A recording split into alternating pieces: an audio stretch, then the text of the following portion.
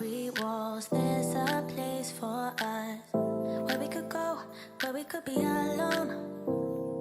Between city lights, we don't have to hide. I wanna go, do you wanna follow? There's something in the air, I can't explain it, but it's there. Ain't nobody gonna find us in our secret love affair. I don't wanna have to hide no more, it shouldn't be unfair. I wanna go, and I wanna know, do you wanna follow? Baby, do you wanna follow? Come with me, do you wanna follow? Baby, can't you see that? I wanna go, and I wanna know, do you wanna follow? Baby, do you wanna follow? Come with me, do you wanna follow? Baby, can't you see that? I wanna go, and I wanna know, do you wanna follow? I can't understand why we can't hold hands, but they don't know what we have is real love. Aren't you sick and tired of having to hide? I know a place, do you wanna follow? There's something in the air, I can't explain it, but it's there. Ain't nobody gonna find us in our secret love affair. I don't wanna have to hide no more, it shouldn't be unfair. I wanna go, and I wanna know, do you wanna follow? Baby, do you wanna follow? Come with me, do you wanna follow? Baby, can't you see that? I wanna go, and I wanna know, do you wanna follow?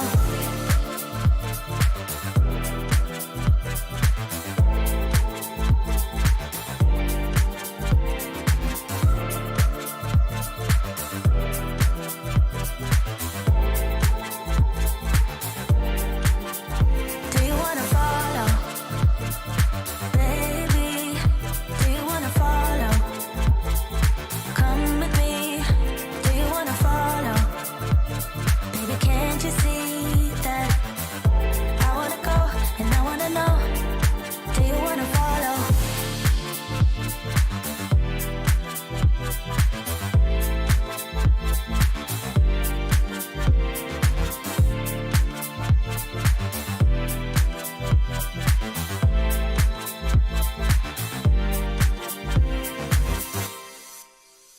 What's up, you guys?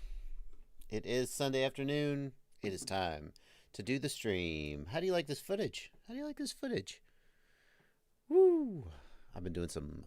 I hesitate to call it long range. It's not really long range. This ridge is 700 meters from my home position, according to the GPS, which is still technically close enough that a visual observer was definitely watching it while I was doing this. Definitely. You think the mic's low volume? I don't know about that. Let's just double check. Hang on. Oh, is my freaking... Oh my god.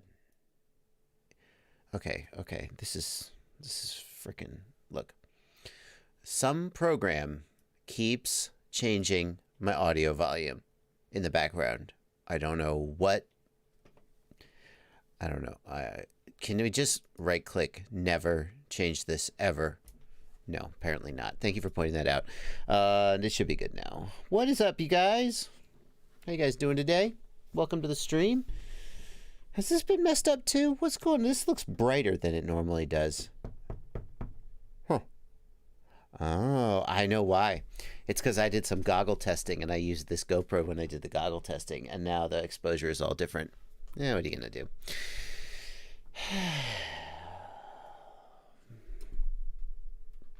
I need a producer. I need a producer to yell at when all my stuff is messed up, my mic level's wrong, and so forth. Welcome to the stream, everybody. It is Sunday afternoon. It's 1 p.m. and it's time to do some Q&A and various and sundry other things too. Hang on a second. Let me... Oh, yeah.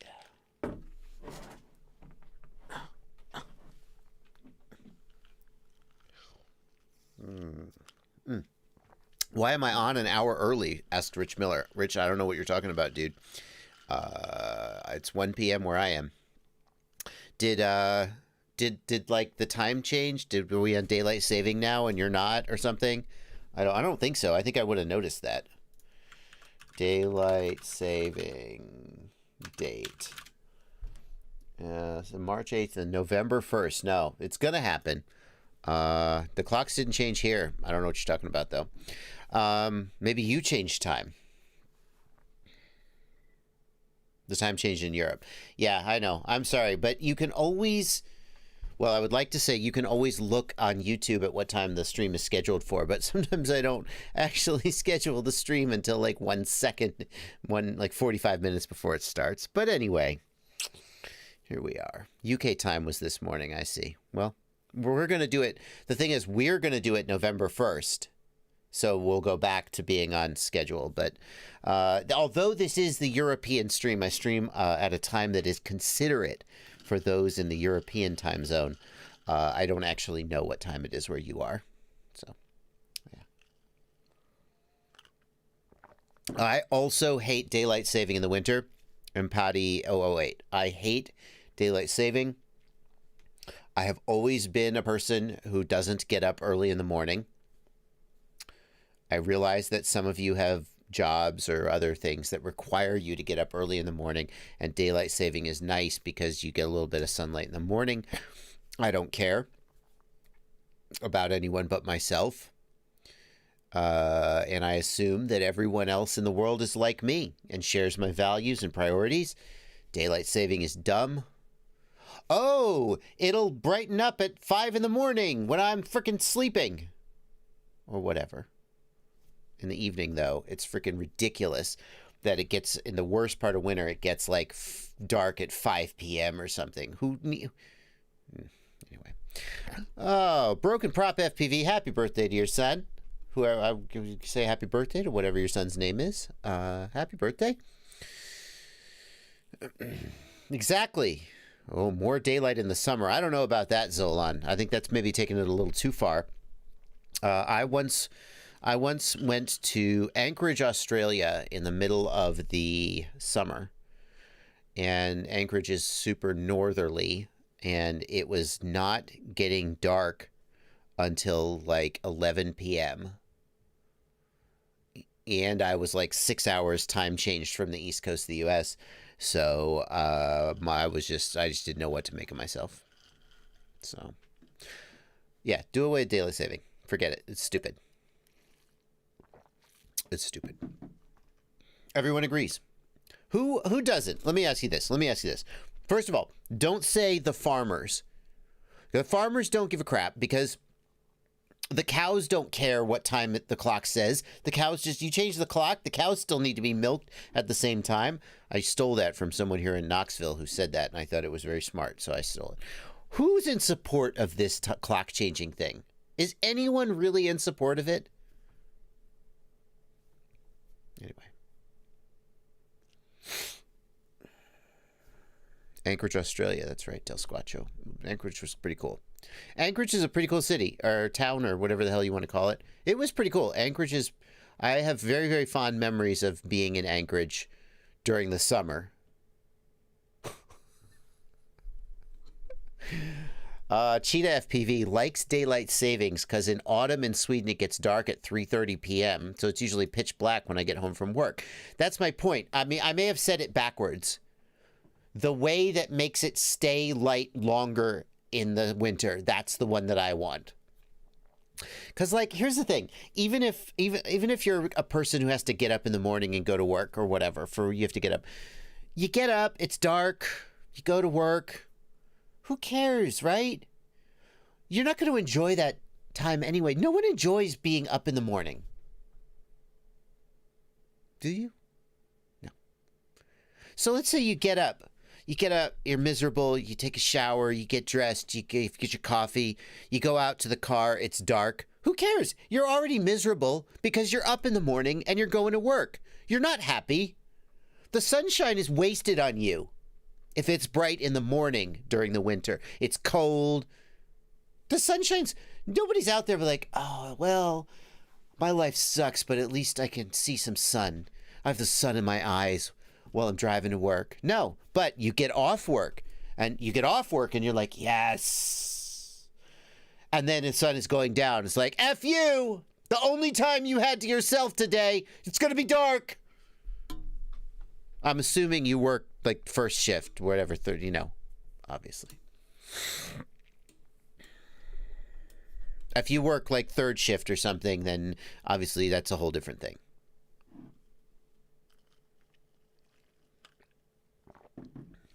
That's my argument. Mark Emerson, here in Siberia, Mark is frozen by 4:30 p.m.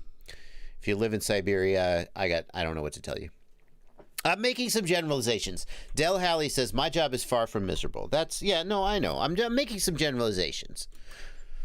It only matters. Yeah. Wouldn't you rather have that extra hour of daylight after you get off work in the afternoon? I think most people would. Anyway, welcome to the stream. What are we even doing here? I'm going to answer questions. I'm going to babble about things that get me going sometimes. No, it's not even 6 and 6, Deaglezy. It's like, it's anyway. Kids waiting for the bus. Okay, FPV Arborist has a valid point. If you are a school kid and you're standing on the curb waiting for the bus, having some light might be nice. Okay, Deaglezy, it's the one. All right, guys. We're going to do questions and answers. Let me just give you, in case you're new here. By the way, is the stream in 1080? I can't check that here in my little preview window. I changed some of my settings, and I want to make sure I'm streaming in 1080. Can somebody just check the resolution and make sure it's actually at 1080? It should be. If I'm accidentally streaming at 2.7K, I'm going to be annoyed. Okay, good. People are saying yes, it is. Okay, that's good.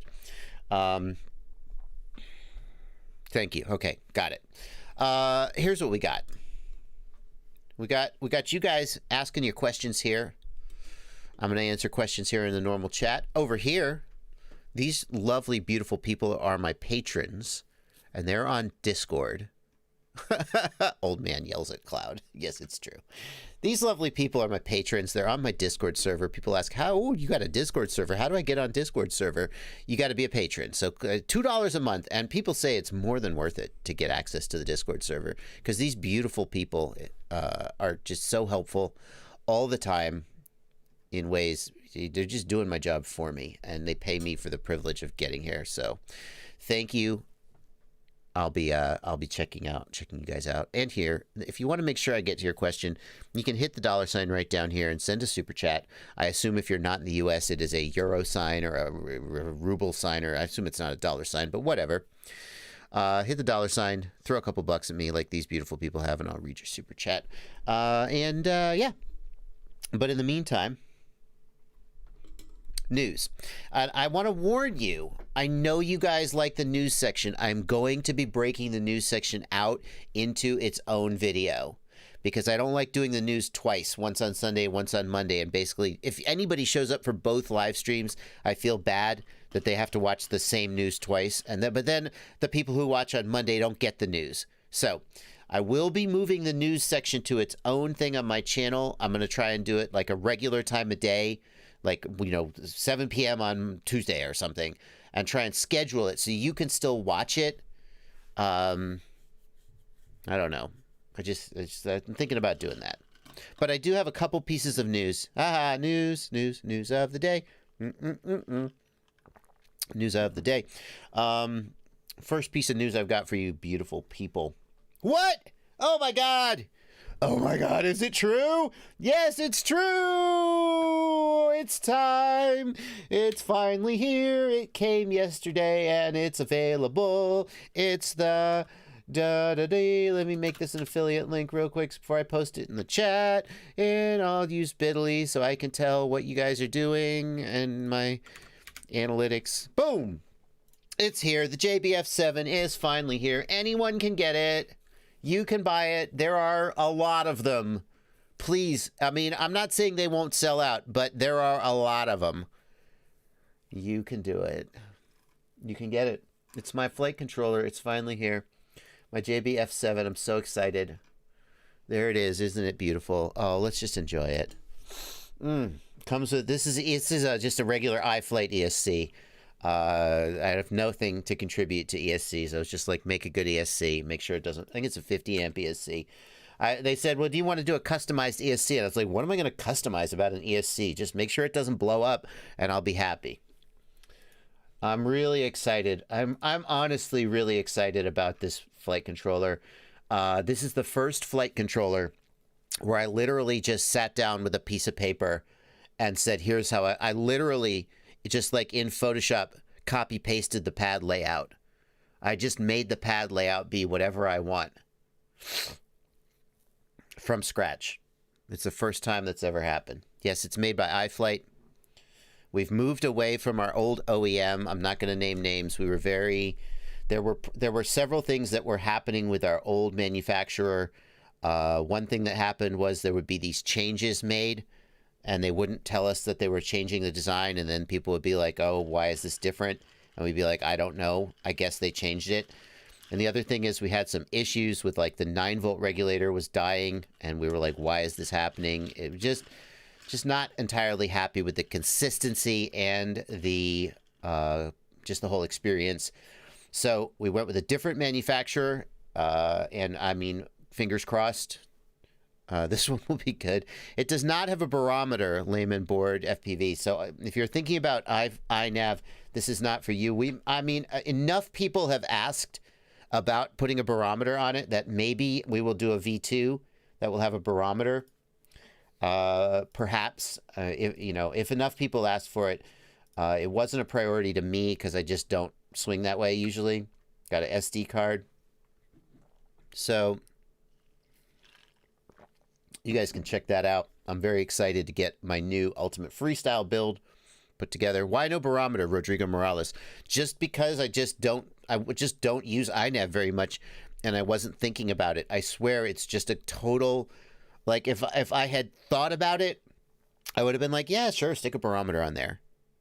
And it does not have a Type C. And the reason that it doesn't have a Type C is because we had to have something easy to do for V2 to make you guys happy.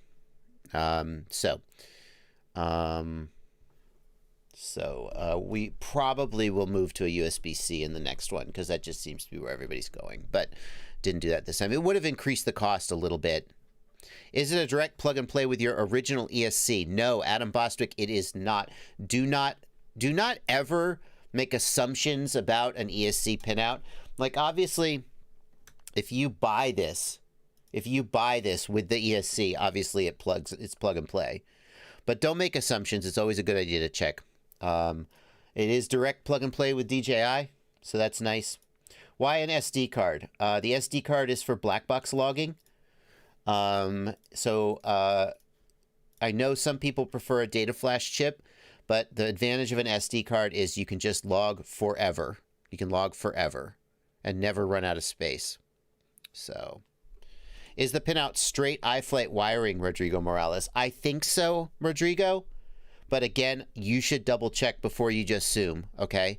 Always double check before you assume. Okay. How can we convince the hobby to create a standard 4-in-1 pin layout? Yeah, good question.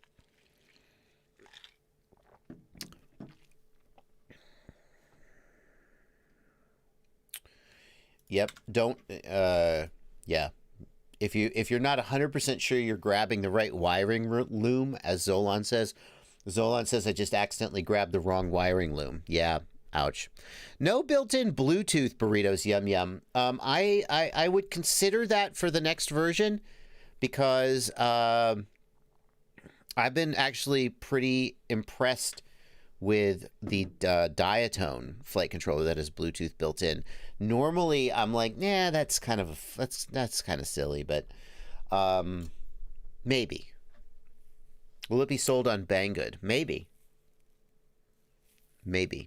I can't promise you that. Other question people are asking is, well, what about European resellers? And the answer is, Race Day Quads is the distributor for this. So if you are in Europe and you want your local hobby store to carry this, tell them to contact general@raystaquads.com and they can place an order. People are always like, well, which stores are going to be carrying it? I'm like, I don't know. Any store that buys it can carry it. But it's not like we forced, you have to ask. Call up your store and say, will you please carry this? So anyway, that's that. I'm not going to spend the whole live stream talking about my new flight controller, but it's there.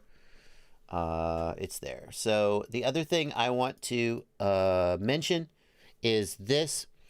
There was a drone advisory committee meeting. Look at this handsome fella. There was a drone advisory committee meeting. In case you don't know, the DAC is who basically sets drone policy. Well, that's not true. I wish that were true, because the drone advisory committee made some recommendations about remote ID, which were just completely ignored. So I guess they don't set policy, but they are an important part of setting policy for the FAA, and they stream their meetings. So you can actually watch their meetings live streamed if you want to. But also this guy here, 507RC, he has done, this is a 20-minute video of the highlights from the Drone Advisory Committee meeting. And I highly recommend, if you're concerned about regulations in the USA, I know this is not the USA focused stream, but you know, as the America goes, so the world in many ways. So if you are concerned about that and you want to watch that, definitely check this out. Very cool that 507RC is summarizing this so you don't have to watch the whole like 2-hour meeting. And I think this is important because a lot of people make assumptions about what's going on in these meetings that are incorrect. People say things like, so-and-so is doing such and such, or is not doing such and such. And it's like, if you watch the freaking meeting, you can know what the AMA, what DJI, what Google are doing. This is where they talk about the things that they want to do. And a lot of people have misconceptions about what's going on. Or you can just watch it and get really angry at how your perspective is not represented at all. Anyway, thank you. 507RC is right here in the chat. Thank you, 507RC, for doing this great service. All right. Now, we are going to do some Q&A. That's it. We're going to do some Q&A. When is the Flow State documentary coming out? Good question. Pardon me. What's the Flow State documentary? What is that? Oh, now we're not going to watch the trailer again, but in case you missed last week's live stream, I showed this trailer. That's not a, hang on, let me get a better, there we go. I get a better image of Steele instead of freeze framing him on some. This is the trailer for a new documentary that is being produced by a guy named James Christensen. His production company is State of Genius Productions, SOG Productions, and this is the trailer. If you haven't seen this, definitely check it out. It is amazing. And I just did an Apex HD build as part of that. I went over to his house and we recorded, and I think he just secretly wanted to trick me into building him a quad. He was like, hey, I think for this documentary it would be good if we did a build. So I built a quad, I built an Apex HD. I guess I got a build video out of it. People are asking, when is the Flow State documentary coming out? I can tell you, James is still recording interviews with people because I've helped sort of put him in contact with different people in the hobby. So it's definitely not done. I don't know what his exact plan is, but I can tell you if he's still recording interviews with people, then the documentary isn't done. I think the general schedule is to have it edited by the end of the year and to try to target film festival season, because he's talked to me about, I was like, he has this whole master plan for how to get this film out and get it seen and successful. And I'm like, wow, there's a whole like way to do this that I don't know about. But I think the plan is to try to get it into festival season in the spring and potentially get it onto streaming services like Netflix, Amazon Prime, whatever, based on that. But the number one thing that you guys can do if you're excited about this film is get the view count on this trailer as high as you can. I'm not saying like use bots or anything. That's not what I'm saying. I'm saying legit views, because the interest in the trailer and the view count on the trailer as the film gets finished, as the film gets shopped around to maybe festivals, is definitely going to factor in. So share this trailer as widely as you can. Drum up interest. The goal, I think, is to have this be interesting to people outside of FPV as well as inside. Like, do you guys ever see the documentary? I love this documentary, Jiro Dreams of Sushi. Jiro Dreams of Sushi is a documentary about a Japanese guy who makes sushi, and he has a sushi restaurant, like a very, very prestigious sushi restaurant. And it's like all about sushi. And I'm like, I like eating sushi. I don't give a crap about like sushi. But you watch this documentary and you're like, sushi is so interesting. Oh my God. You watch another documentary about freaking dog shows. And you're like, dog shows are so... That's what I hope people have the experience with this Flow State documentary. People outside of FPV watch this documentary and go, oh my God, drones are so interesting. But to do that, it's got to get success outside of us. So, anyway. Looking forward to seeing that. I'm very excited. What else? I got another thing people are asking me about. This isn't a direct question, but people have been asking me about this. Finally, a pro freestyle pilot weighs in on DJI versus analog. Thank God. Thank God someone finally did it. Apparently it's true. It's true. Mr. Steele is going DJI HD. I watched this video, and he is 100% right in basically every way. He talks about that DJI opens up a different kind of flying, a different perspective on what you can do with the quad, that it's bad for certain kinds of things, like just the most extreme proximity. For the most extreme proximity where latency is absolutely critical, it's not ideal.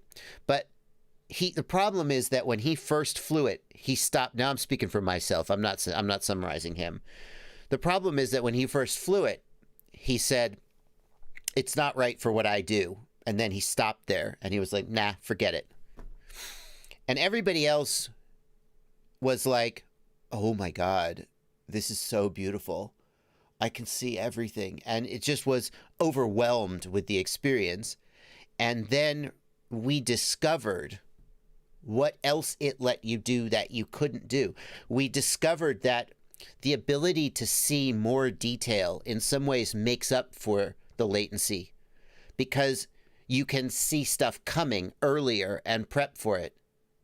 We discovered that the range is actually freaking amazing compared to most analog. We discovered all these things that DJI let you do that you couldn't do with analog. And it's pretty cool. There's a part of me, I gotta be honest, there's a part of me that is annoyed. Because a year ago, me, Rotor Riot, other people were like, DJI is pretty freaking amazing. And a whole lot of people who hadn't tried it were like, shills. And over the course of that year, many of those people tried DJI and were like, oh my God, it's amazing. But a whole lot of people followed his lead and were completely... Anyway. And now, a year later, he's like, oh, it is pretty good. And a lot of those people, I feel like, are going to...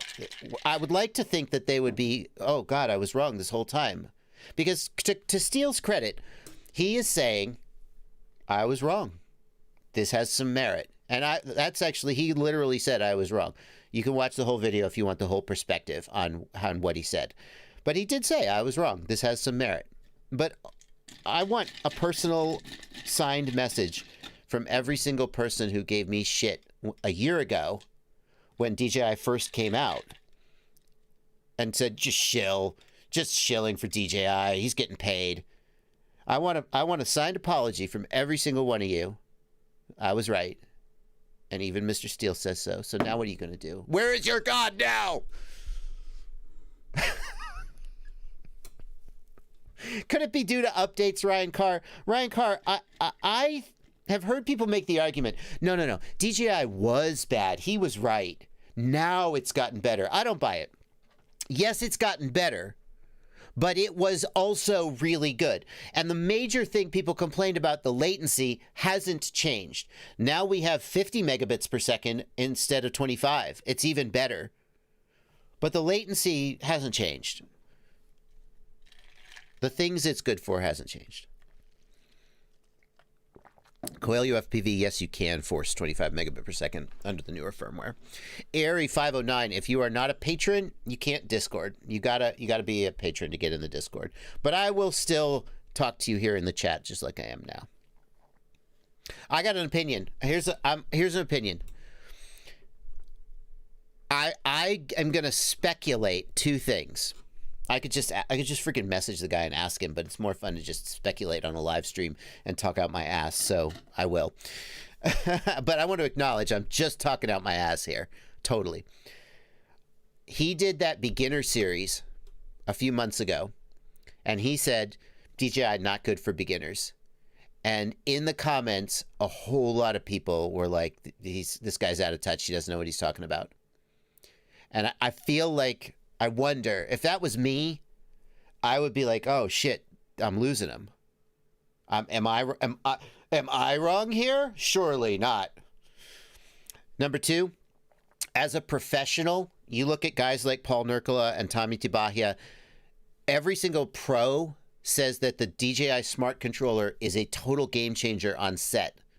That the ability to share a high definition feed with your director, or with your director of photography, or with whoever the client is, because normally, I think it was Tommy, or maybe it was Nurk who said this. He said, you do the shot, you get the GoPro, and they're not impressed. And then you show them the GoPro, and they're like, oh! But the ability to have that smart controller there, letting them watch you fly in real time, they've said it's a game changer. And I feel like as a professional, that probably factored into his decision. I don't know. It's just talking to my ass. Anyway, let's do questions. I've been going for like a half hour. Let's do questions. Some of those were questions. What about Sharkbite? Steve SMC FPV says, what about Sharkbite? I have the new Sharkbite. This is a question. I have the new Sharkbite. I have got to get it in a quad and test it. I'm really interested to see how it goes over. I'm really interested to see how it goes over. I've seen some other people who got Sharkbite who have posted videos and have been very interested in other people's response to those videos. There are some people who are not that impressed. We're going to see. We're like a half hour into the stream. Let me get these super chats out of the way. A whole bunch of super chats have come up. Excuse me. A day at the range. Hey, a day at the range. Thanks for $5. Thank you, sir, for your generosity. And Potty, Potty 008, thanks for $5. Arctic Ice Drone, thanks for 55 Norwegian kroner. Will failsafe and GPS rescue work with the extra weight of a GoPro? Arctic Ice Drone, the sure way to find out is to test it. It should work. The GPS settings have a throttle position, which is, dear Josh, I am sorry. Signed, Shitgiver. Thank you. Nick Sebring, I would let that one through. I'd let that one through. I see that you nixed it, but just as a feedback, that one's not a big deal. That's minor swearing. I would let it slide. I appreciate you jumping on the moderation, Nick Sebring. So GPS Rescue has a parameter, the sort of throttle position at which it will expect to hover, but it also has a PID loop where if that throttle position is not holding altitude, it will raise the throttle. So adding or removing the weight of a GoPro, GPS Rescue should still work. It may not be as stable in its altitude if you change the weight of the quad, but the bottom line is you should test it. You should test it. Old Man Flux, thanks for $5. How do I get my daughter to stop liking FPV so I don't have to buy another second set of DJI goggles? Yeah. I don't know, man. I don't know. Good question. MK499.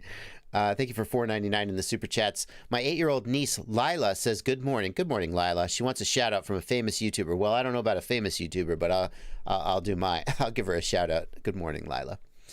Brett Holcomb, thank you for $5. Coelho FPV, thank you for $5 in the super chat. Do I need the CP201X driver to talk to the bootloader? No, you do not. Coelho, the CP210 driver is not used anymore, really, at all. Way back in the day, so you need the ability to convert between serial protocol and USB. You follow me? The processor on your flight controller talks serial. USB is a different thing. Now, one way to do that is to have a chip called a CP210 chip. The CP210 chip takes serial in one side and talks USB on the other side. The SP Racing F3 and the Naze 32 flight controller, many people out here don't even remember these flight controllers. Those are two flight controllers that had that chip. If you had that flight controller, you needed that driver. But the F3, the F1 chip couldn't do this, but the F3 and higher chips, which we all use now, they have another thing called a virtual COM port, or VCP. The virtual COM port means that the chip itself knows how to talk USB directly. So basically, all modern flight controllers don't have a CP210 chip anymore and don't use the CP210 drivers. In addition, I should let you know, I just tested this. I just recently upgraded my laptop. My old laptop, the screen hinge died, and I was like, okay, it's a couple years later. It's finally time to retire this guy. I tested this on my new laptop. I did not install the STM32 drivers. I just plugged in a flight controller, and it worked.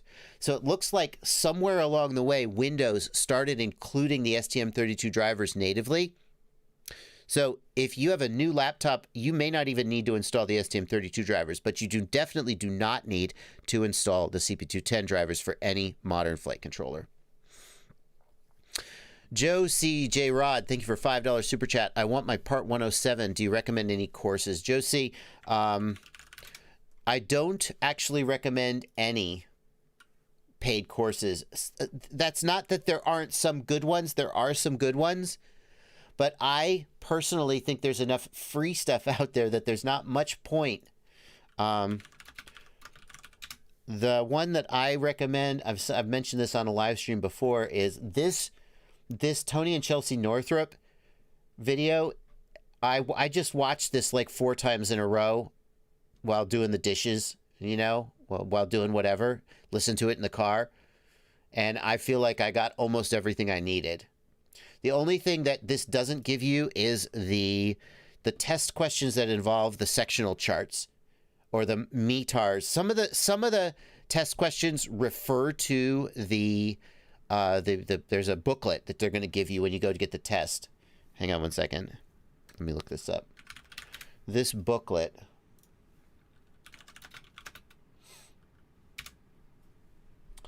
It is this. No, it's this. Okay. This booklet right here, the Airman Knowledge Testing Supplement. You can actually download this as a PDF for free, but I paid to get it printed out. I paid for the $10 paperback. They're going to give you this when you go to take the test. So you're going to want to prep with this actual test booklet so you know like where to find the information you need. And so you have practice looking at the actual sectional charts. But other than that, I just think that Tony Northrup video is probably as much as most people would need. It doesn't take me 7 hours to do dishes. It was just an example. Stinger Swarm has a 107 test prep. That is true as well. Chris Rawlings, I can't find a QT antenna for Immersion RC Ghost. One of mine broke. Where can I get a replacement antenna? Chris Rawlings, that's a good question. I think you should ask in the Immersion RC Hub Facebook group. That's where Immersion RC and Tony Cake are most active, and say, where can I get spare antennas? A lot of places are not as up on the spare parts yet for Ghost. Coelho FPV asks, thank you for $5, Coelho. How do you get spectator mode on DJI with 50 meg firmware? You can't. If you're doing 50 meg, audience mode doesn't work, at least not yet, Coelho. Drone Channel, thanks for $5. Brett Holcomb, thanks for $5. What makes tuning a long-range 7-inch build so difficult? One of the biggest downfalls of using a larger frame. Brett Holcomb, the biggest difference, I think, is that the larger props are heavier and so a little harder to balance, and they are spinning at a lower RPM.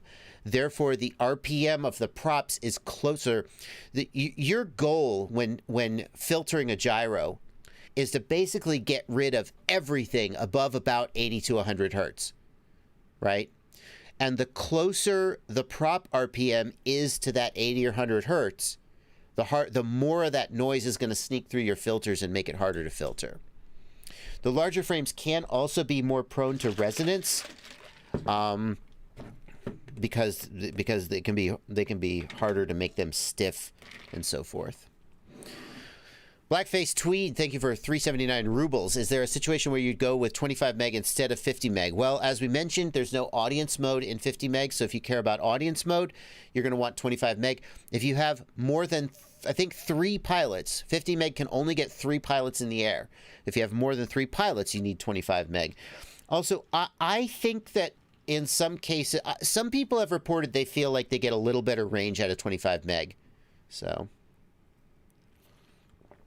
Nick Sebring asks, are you saying people should stop by a 107 test place and get one of the handbooks to practice with before they go take the test? No. Nick, what I mean by they'll give you one of the handbooks, what I mean by that is they won't let you bring in your handbook because you could have like written notes in it, right? They don't want you to have a cheat sheet. So they have copies of the handbook that when you go in, they give you the handbook.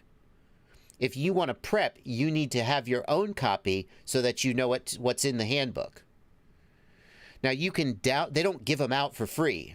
You can download the PDF for free and print it yourself. I do recommend that you print it instead of just using the PDF because, again, just having a physical handbook emulates the test experience.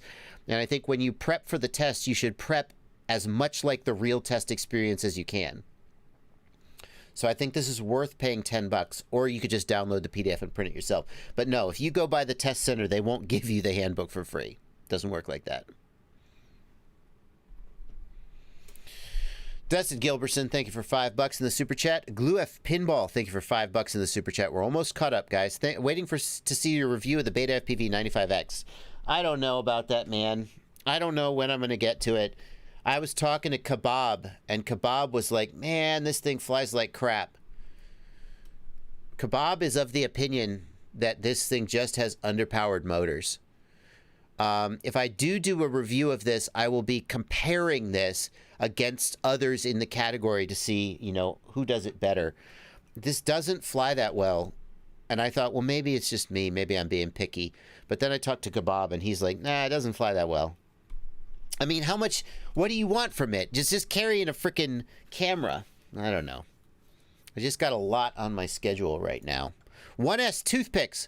Squeaky FPV, that is exactly right. I have the Savage Bee from Newbie Drone. What's that? What's the Savage Bee? Newbie Drone Savage Bee. There's more than a rumor. It's out. Hang on. Where's the actual? Is it Savage Bee or Sauvage Bee? It's this thing. Yeah, Savage Bee. Hello. Gimme. So this is a 1S toothpick from Newbie Drone. 1S 3-inch? Hello. Newbie Drone said they wanted to send me this, and I actually have it behind me on the table right now. And I reached out to Kebab, and I said, Bob, listen, I cannot review the Newbie Drone Savage Bee without at least flying your freaking... Because he basically invented this category. Okay, that's not fair. Somewhere out there, there's someone who's like, he didn't invent it. So-and-so did it first. But I feel like he very much popularized and contributed to the development. I don't know. Say it however you want. So I actually have... Bob sent me one of his. I have the Savage Bee. I'm going to be testing those. I'm super excited about that. So... if you look at my editorial calendar, which you can actually find at fpvknowitall.com/editorial calendar, there's a public version of this calendar right here, and I have it on Trello. I have it. It's a little more. I think it's got colors. If you look at the stuff on my calendar right now, Like, I'm so excited to be reviewing the iFlight Chimera, the Gep RC Baby Croc, and the Catalyst Machine Works Shocker. These 4-inch long-range things are so fun and so cool. This video, Betaflight 4.2 low throttle instability, how to fix it. Wow, yeah, got to get that up. There's all these things up here I'm super excited about. And you go, well, when are you going to review the Beta FPV 95X? And I'm like, it does, yeah, what am I going to say? It doesn't fly that great. Okay, so the way to approach it is to do a video about how to fix it and make it fly better. But then I talked to Kebab, and he's like, yeah, I've been trying to get it to fly good and kind of just think the motors are undersized. And I'm like, yeah, where's the value? What's the value? What battery do you use for the Flywheel Explorer Long Range HD? The interesting thing, Arsam, is that on these, like here's the Flywheel Explorer. I happen to have it right here on the desk. You can use a 520, I've flown this with a 520 milliamp hour high volt 4S. It's super light, and even though these motors are not very high kV, when you put a tiny lightweight battery on this, it gets a little punchy. And you get like 3 or 4 minutes of flight time, maybe a little less. But you can kind of take it out and acro it a little bit. You can put a 3,000 milliamp hour 4S 18650 pack. Now it's super heavy and it doesn't fly very well at all, but you could cruise for like 40 minutes. So really you can put a wide range of batteries on these quads depending on what your goal is for the flight. I think the suggested battery for general purpose flying is around an 850 4S, and it gets you pretty good flight time and pretty good cruising. What do you guys got pictured? Oh, what's this? What's the button on the bottom? What is this? This is the, somehow someone's got a picture of the Fat Shark Sharkbite. That is it, all right. I don't know where this picture came from. Someone's got a public picture of it. That's pretty slick. There it is. How about that? That's the Sharkbite right there. Where's the button on the bottom side? Yeah. What's the IC? Oh, what's the IC on the bottom? IC, not the button. What do you think?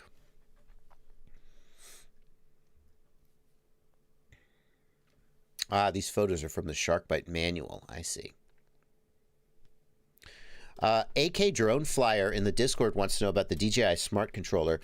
AK, if you're using the DJI Smart Controller, it is only used as a display. It does not control the quad.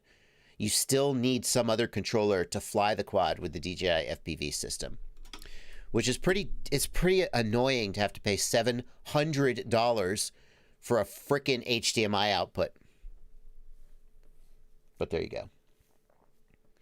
Aber the Ham, I don't think that's a vertical MMCX. I think that's a hard soldered connection, but I'm not 100% sure.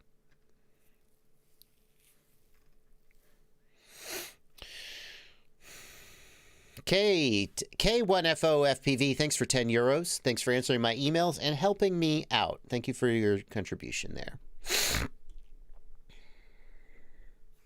Citrix says, if I have a fully built Mr. Steel Apex and I want to add DJI to it, what do I need to do? The air unit will not fit on that frame, at least not very easily. I would put a Vista on it, though. A Vista will just drop right in. You need to change the VTX is going to get pulled out. The camera is going to get pulled out. Everything else is basically the same. Between the air unit and the Vista, I'm totally sold on the Vista now. I've been testing the Vista versus the air unit for the last couple weeks, trying to decide which one I'm going to put in my ultimate FPV build, which I will be updating now that my flight controller is out. And the air unit has DVR built in, so it can record 1080 DVR, but who cares if you're going to use a GoPro? Doesn't matter. It can record audio. The audio's crap anyway, who cares?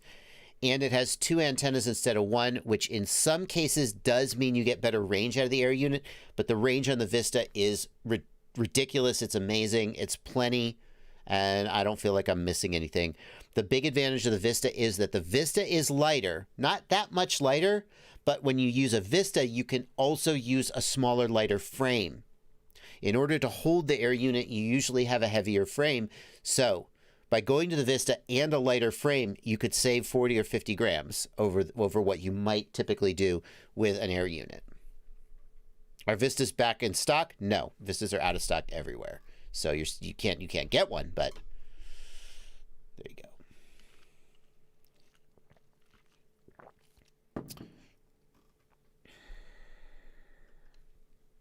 Almost caught up on the super chats.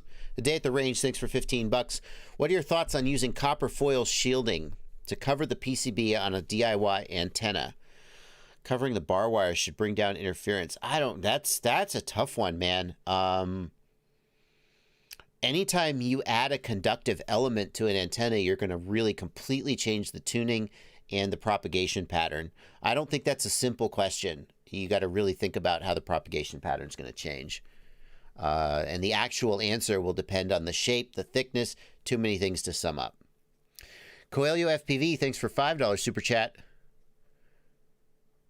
It's badass nice, except the SPI radio sucks. I like mine, but I got to keep it close. You're talking about the Savage Bee. SPI receivers are crap. Air unit range versus Vista. Aroma, that's a tough one because the range depends on the image quality. So at some point, I mean, if you just fly until the screen goes blank, that's not, you would have crashed earlier. So the range on the Vista, I think it's pretty comparable. The place where the air unit is going to really stand out is in high multipath environments. Because the two antennas, the MIMO from the two antennas is going to help avoid multipath better.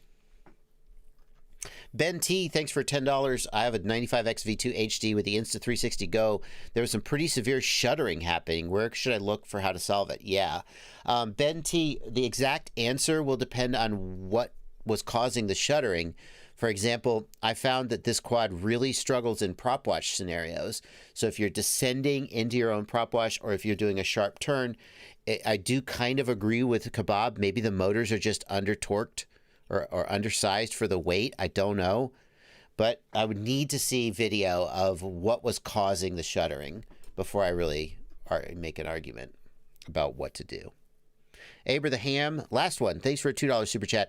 What's the difference between the first and second wave of your flight controller? I don't know what you mean. The first, there's no difference. There was about 100 units went out to testers, and then we got feedback, and there was some small feedback, but basically nothing that required any redesign of the board. That's not true. There's one change, but the change should be completely transparent from a user perspective. You shouldn't notice. You shouldn't notice it.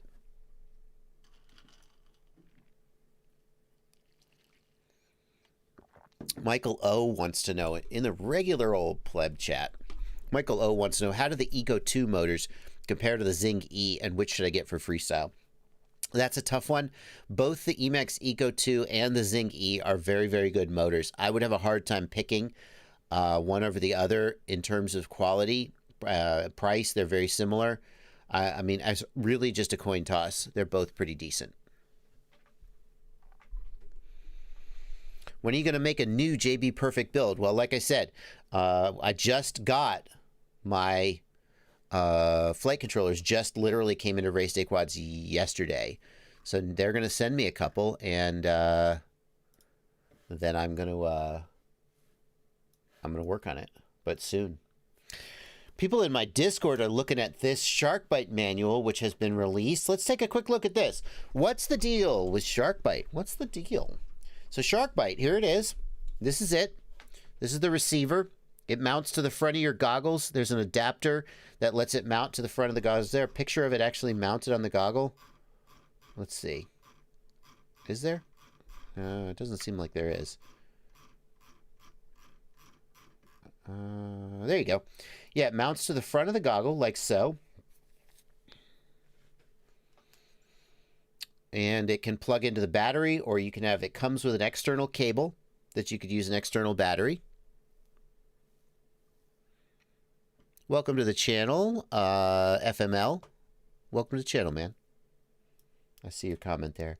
So you can plug in a 3 to 4S LiPo into this. This is a voltage regulator. It powers both of these guys, or it comes with an adapter that lets it run off the balance lead. The winner 327. I just answered that question. Okay, you can stop asking it now. Is it suitable for the orcas? I mean, at the end of the day, I presume that you'll be able to. I mean, you just got to find. I mean, you could just use it as a ground station if you wanted to. Will it fit onto the orcas? I don't know if it'll fit well onto the orcas. It's shaped with a profile for the fat sharks, but obviously with a little bit of 3D printing and some shims, you could do it. Yes, this is Sharkbite. This is the Sharkbite Manual that's been posted to the internet. So there are some gotchas here for sure. Like, for example, they want airflow, very concerned about airflow and 10 millimeter separation and so forth. They're really struggling to manage heat buildup with this thing. That was one of the reasons they kept the output power lower in the beginning, but then the range sucked. So, and the other thing they've talked about, and I'm not sure if this is in the manual, but it's Blunty. Is this in the manual that you need to keep the Sharkbite antenna away from your receiver antennas? They talked. I don't know if they added shielding to fix this, but in the pre-release ones, if the VTX was too close to like a crossfire, you could get reduced range. Raider FPV, standard analog goggles too low of a resolution to pull off HD. I mean, the Fat Shark HDO2 is like 1280 by 960, 19 something by 960. They have the screens have plenty of resolution to do like 720p. They recommend a fan to force air over the VTX. It really feels like they are struggling here to make this as good as it can be. But I cringe a little bit. I just got to be honest. I cringe a little bit because, like, having used the Caddx Vista, it overheats on the bench, but it won't hurt itself. It'll just be like, I'm too hot. Like, you could literally touch a Caddx Vista and burn your skin. I'm not joking.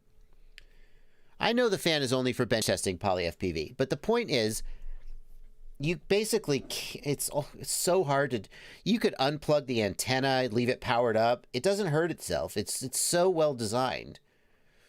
And here we got all these gotchas. We got these gotchas, like, oh, you need to have it like this. We recommend it to like that. Anticipation.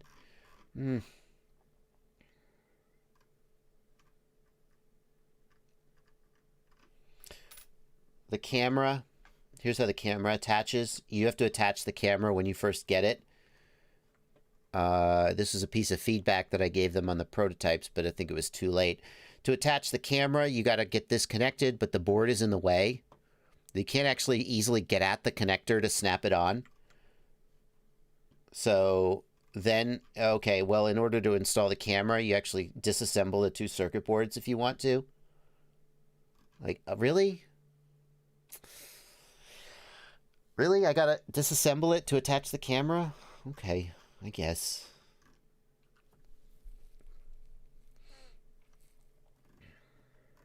Anyway. I have it though. I will be testing it soon. Soon. Then, in order to configure it, there's a separate stick command that you use to get the Sharkbite OSD to come up. So there's a secret stick command, and you use the camera interface to adjust the camera.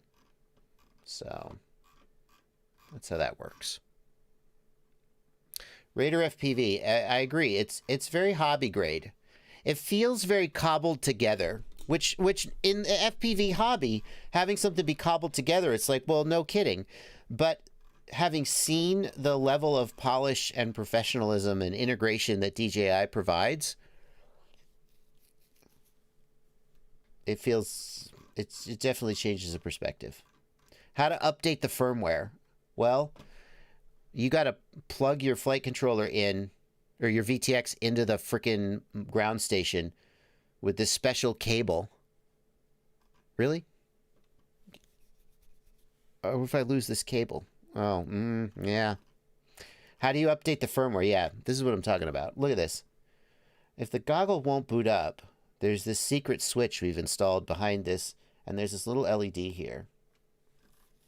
Okay. It's very hobby grade. I don't know. What do you think?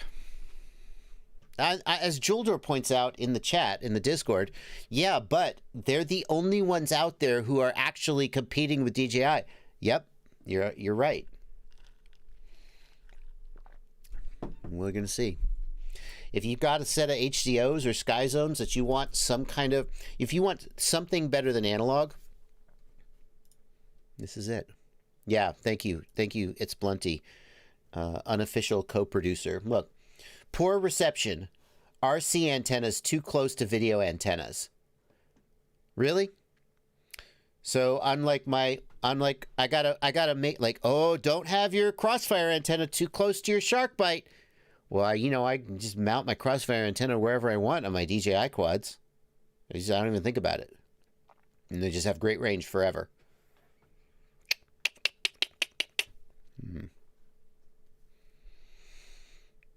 Anyway, Sharkbite is a thing.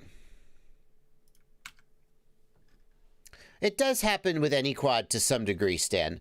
So to be fair, having two antennas too close together will affect range. But like, Fat Shark was like, "Hey, make sure that they're not too close together.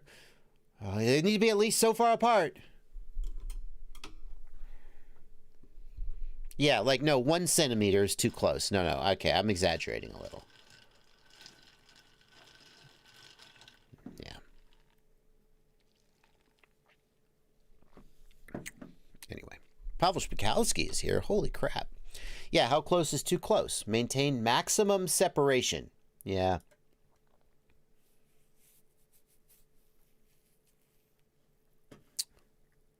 Welcome, Exploding Evo. New fan and a patron. Waiting for my Crossfire Micro to come in.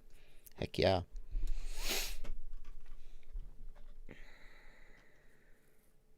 Why would turning on Serial RX soft brick my flight controller? Asked Cowboy Laser Kitten Jet Shark.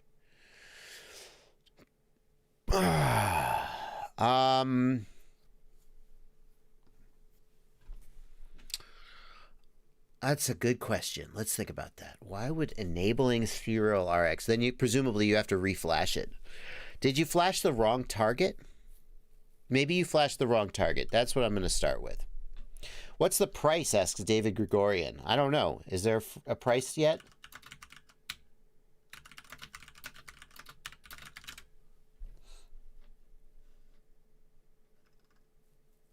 Is there a price yet? Sharkbite Frost, Fat Sharkbite Frost. That's bike. I don't think Sharkbite has been released yet. The price. The price is going to be a big question. Pavel Spikowski, that's interesting. If the Serial RX is connected to, but he didn't say connecting the receiver causes it to not boot up. So there is a thing that can happen. I think it's with F4s only, Pavel. Please tell me if... please elaborate, Pavel. Some chips can be flashed over a UART, and if they detect something on that UART at boot up time, they will go into DFU mode. And it'll seem like you're locked out because it's in DFU mode on UART 1, so it just doesn't respond. But that would be if you had the receiver on that UART, it would go into DFU mode. It wouldn't be when you enable Serial RX, I don't believe.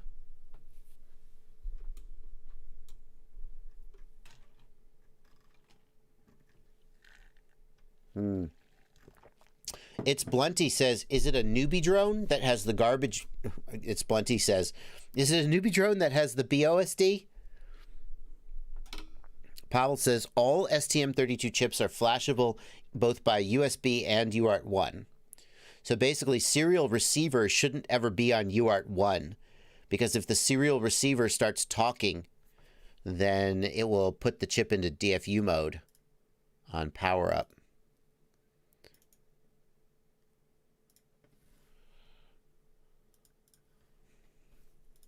Thank you, Pavel, for that info. If enabling Serial RX soft bricks your board, is it a BOSD? Is it a Newbie Drone flight controller with a BOSD?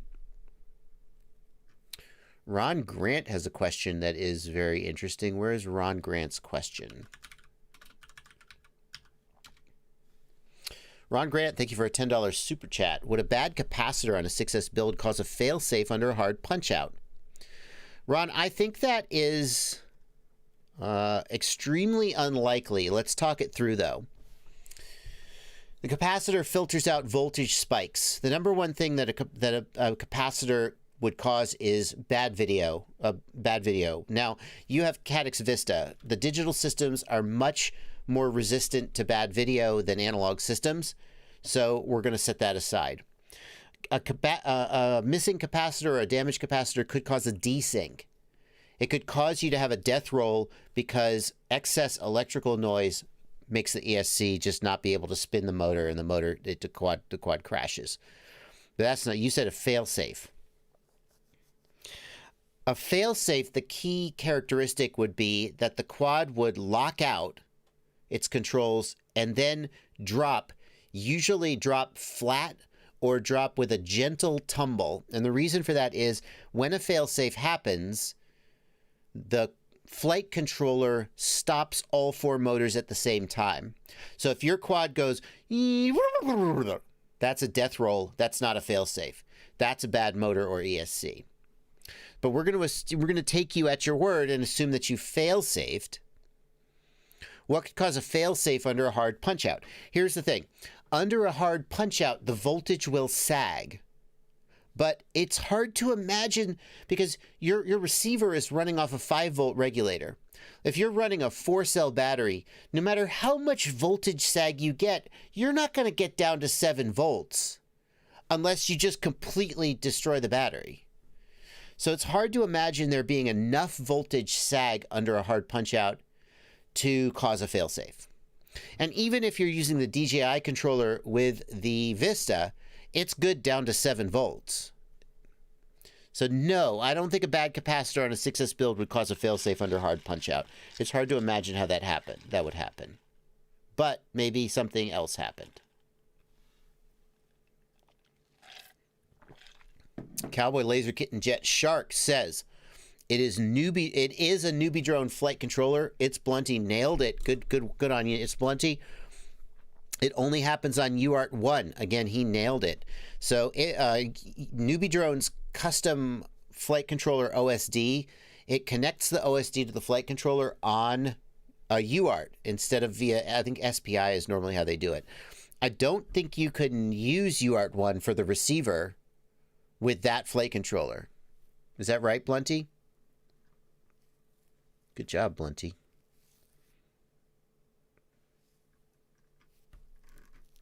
Blunty's, that's some impressive troubleshooting, my friend. And as usual, how did Blunty know the answer to this question? As usual, the answer is personal frickin' experience. I bricked my Newbie Drone flight controller by enabling MSP on UART 1, which was the B-Sign OSD UART, so it wouldn't boot. I got it back, but I had to get it to DFU mode before I plugged in USB. Yep. Good job, Blunty. Blunty gets that super chat. Yeah, you can't use UART 1 on those Newbie Drone flight controllers with the B sign. Siati is here. Siati is in the chat. Always very good to see you, my friend. I'm looking forward to seeing Siati on the weekend of November 7th. I believe I'm going to see you, Siati, aren't I? Is the JBF4 discontinued? Siati, I don't know. Race Day Quads will make the final decision about that. I couldn't say. That's totally up to them. Personally, I'll be moving to the JBF7. I think that, like I said, we had some problems with the manufacturer of the JBF4. And so one of my personal goals with the JBF7 was to switch to a different manufacturer who could deliver better quality. It is certainly possible, if there's still demand for the JBF4, that the manufacturing could be moved to iFlight, who's making the JBF7. But I don't know I don't know. And those are the kind of decisions that I have some input on, but at the end of the day, they're business decisions that are made by Race Day Quads, not by me. Oh, crap. Ciati wants me to fly. He sent me a quad that I still haven't flown. Sorry. Sorry, Ciati. Thanks, $10. Thanks for $10 a day at the range. Anton Filipstov, thank you for $10. My DJI goggle does not display OSD.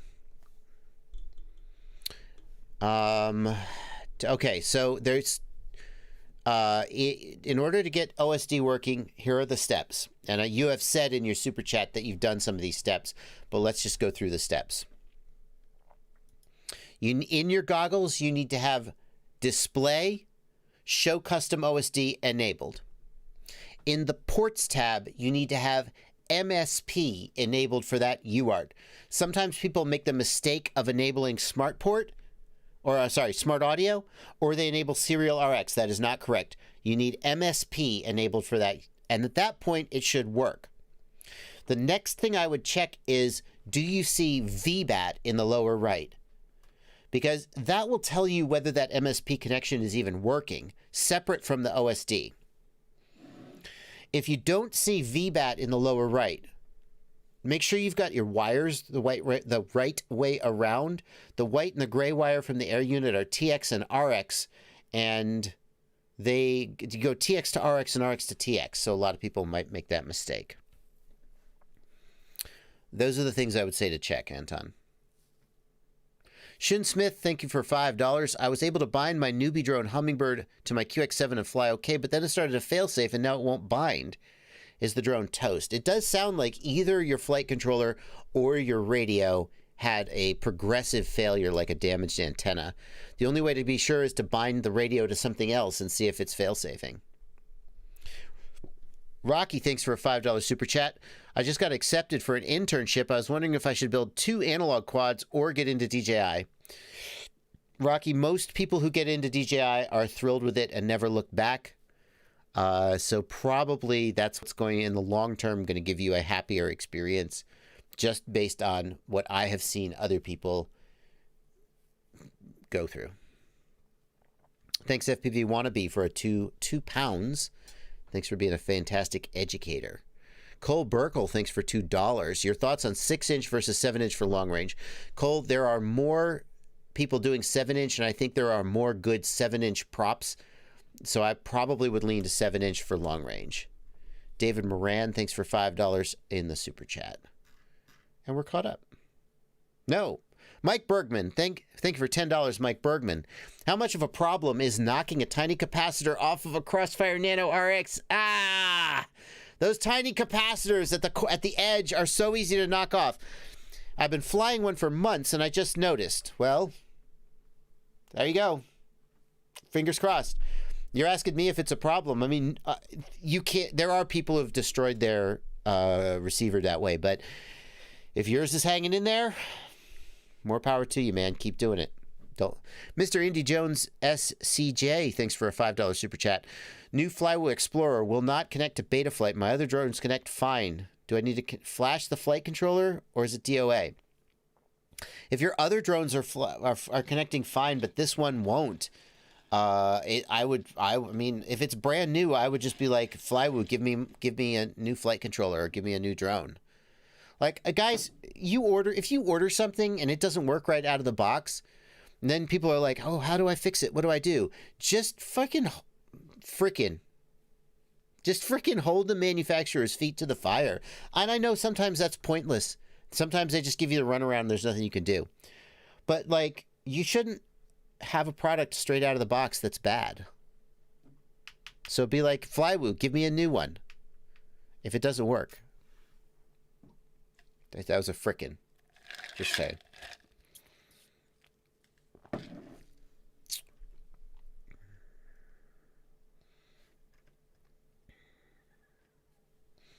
Victor Hugo Perez Villa, thank you for 20 Mexican pesos. What frame do you recommend for the DJI system? Well, it's very convenient that you ask that, because I would like to tell you about this amazing website. Wow. First of all, This is my website, fpvknowitall.com. We just redid the front page, by the way. Thank you very, very much to the awesome folks who worked on this. I did not. This is the first time my website has not been manually made by hand by me, and it's way better as a result. In the Ultimate FPV shopping list in the DJI High Definition Digital FPV system, there is a whole section on frames where I have some suggested frames. These are not the only good frames out there, but they are some good frames that stand out to me as particularly noteworthy.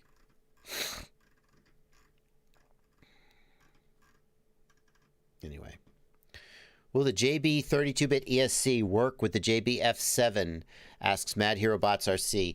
The pinout is not the same, so you cannot assume that they'll plug together. But if you were to make your own custom pin wire header, you could use it.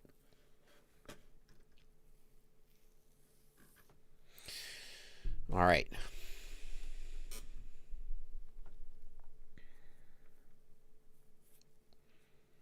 What do you think of a Runcam Orange 5 for an iFlight Chimera 4?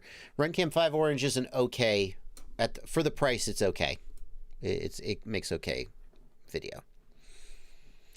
Bez says, just picked up the Beta FPV Advanced kit. Which sim would you suggest to learn and hone my flying?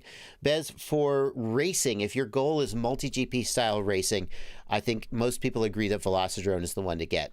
If your goal is just general fun, I think it's a bit of a toss-up between Liftoff and DRL. I find the environments in Liftoff to be pretty enjoyable, but DRL, you can do DRL style racing, which is actually kind of fun in its own way. DRL style racing is with big, heavy quads where basically you're at full throttle for the entire track, which is in a way not realistic, but in a way it actually makes you a better pilot because it forces you to learn how to manipulate the quadcopter dynamics without touching the throttle. And by locking you out of using the throttle, it doesn't literally lock you out of using the throttle. It's just that the courses are designed in such a way, and the way the heavier quad flies in DRL, if you lower the throttle at all in a DRL race, you've basically lost the race. So as you get better and better at flying the course, you eventually reach a point in DRL.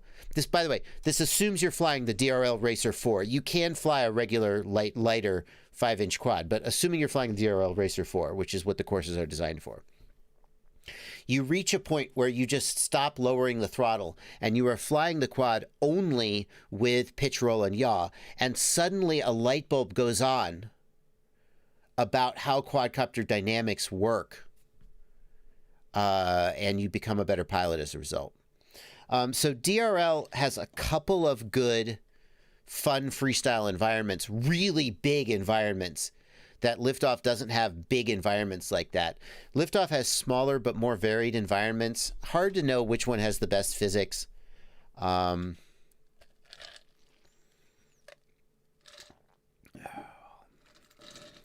Andreas Dalsa says the new Liftoff update makes it very close to Velocidrone. Interesting.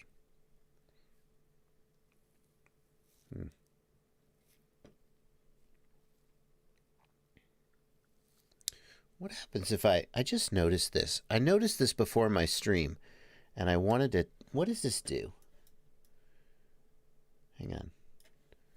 What does this do? Markers appear in the video editor after your stream ends. Oh, that doesn't do anything, does it? You guys, it doesn't do anything for you guys, does it? What if I do this? Create highlight video. Create a highlight. What am I going to do this live during the live stream? For real? How am I going to do that? Add stream marker. Interesting. Wonder if there's a way to export the stream markers to make timestamps for the video. People are promoting Curry Kitten Simulator as well. Interesting. Velocidrone Combat is super fun. Velocidrone Combat is basically like a first-person shooter.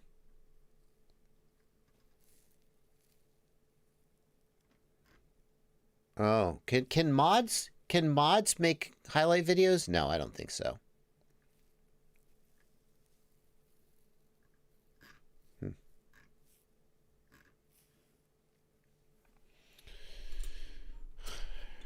Kirjin Dubois says the roll axis of my FlySky FSI-6 is acting really weird.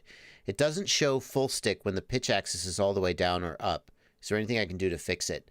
On another radio, maybe this is true for the FSI-6, but I don't have one, so I'm not sure. There would be a calibration routine. You could run calibration to fix that. So if you use calibration for the FlySky, that's what I would do. But the thing is, the pitch axis should not affect the readout of the roll axis. If you go full roll left and it shows full deflection, and then you go roll left and pitch forward and it doesn't show roll deflection, something's wrong. Something's wrong with the gimbal. People are pointing out that DCL Simulator is on PlayStation and you can actually use your regular controller. That's interesting. That is true. It's one of the only ones you can use. Is Liftoff out for Xbox yet? I gotta try that. Is Liftoff available for Xbox yet? Has that come out? I don't think it's out yet. It's been announced, but it's not out. Nope, it's not out yet. That's coming. David Gregorian says you can enter the factory calibration mode by holding the sticks all to the bottom left and turn on the controller. So there you go. If you want, thank you, David, for that. I didn't know that. If you want to calibrate your FlySky FSI-6 gimbals, hold the sticks down and to the left, my left, and then turn the controller on while holding them that way.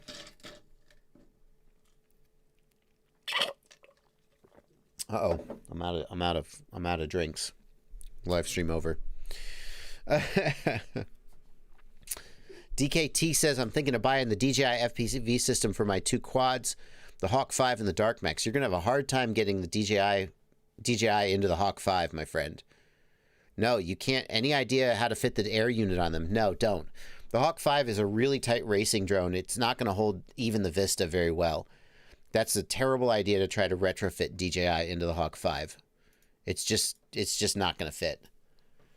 Furby Dark Max. Let's have a look at that. Let's see if you got a shot. That's also going to be pretty freaking tight.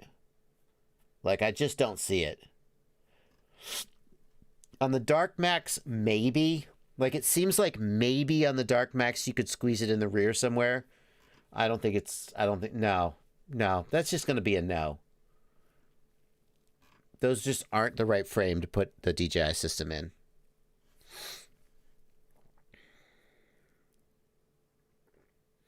A Day at the Range says, shout out my channel again. Post your channel link, Day at the Range. A Day at the Range is trying to do a giveaway. He's giving away DJI goggles to try and promote his channel. Post your channel link, A Day at the Range. I mean, you throw me $50 in super chats, it's the least I can do. Puffy Pack FPV wants aftermarket foam for the DJI goggles. Both Rotor Riot and Newbie Drone have aftermarket foam for the DJI goggles. I'm not sure which is the best. I've used them both, and I'm still struggling a little bit to find one that works the best. Yeah, A Day at the Range. There it is. He's a moderator, so he can actually post his own link. How do you enter the giveaway at Day at the Range? There's a video on his channel where he talks about it, I guess. Like, I have no idea what the deal is, but DJI giveaway, yeah, 2 days ago. So here's A Day at the Range's channel. What are you up to? 341 subscribers. He's given away, I think, 3 DJI goggles. So, very generous. And the least I could do... And he also is super chatting the crap out of me. So the least I could do is promote his channel. So there you go. Can you fix a 5-volt regulator on a flight controller, asks Grumpy FPV. Grumpy, depending on your soldering skills, you might be able to fix it. In addition, you could just use an external 5-volt regulator and connect it to a 5-volt pad on your flight controller. The 5-volt pad can be used as an input.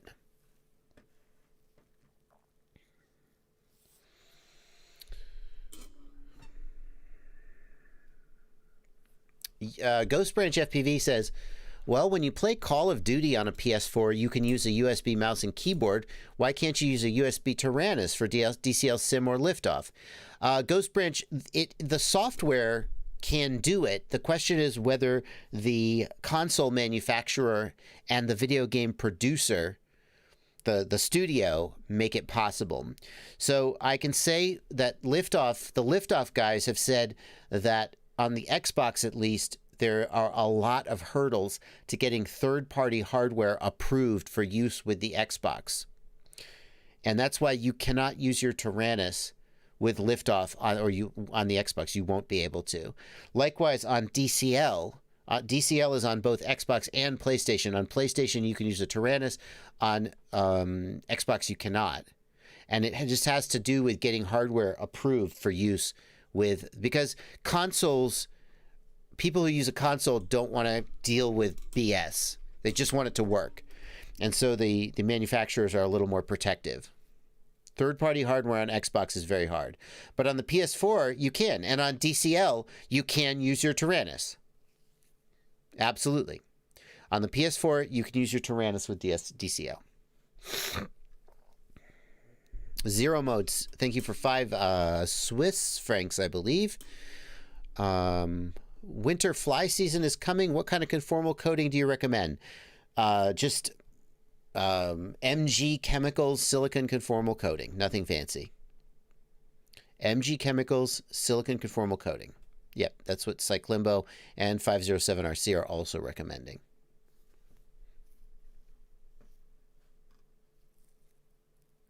There is a device. I'm not going to be able to find it here. I've seen it before. It's out there. There is a device that takes any HID compatible joystick and turns it into an Xbox controller. That device is out there. So it is possible to get a Tyrannus working with Xbox with this intermediary device. But it's like like super obscure, and I'm not sure I could easily look it up here on the live stream.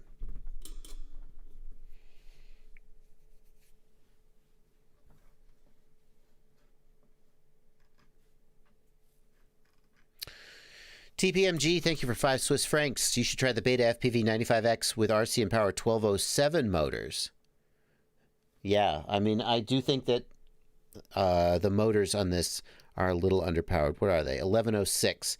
Yeah, if going to 1207s, I mean, 1106 is not inherently a bad motor for 3-inch. Just, I think maybe for this particular build and these props, it's not the best choice.